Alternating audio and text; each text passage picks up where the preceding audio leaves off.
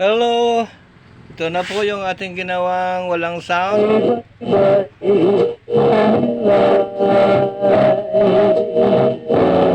Yan, may sound na siya. Nagawa natin, sira ang speaker. Nirepair ko yung speaker niya. Nagawan pa ng paraan. At saka ito yung kanyang kasama. Iisang may-ari. Yan, isang Sony na AM/FM cassette. At ito, magandang tunog.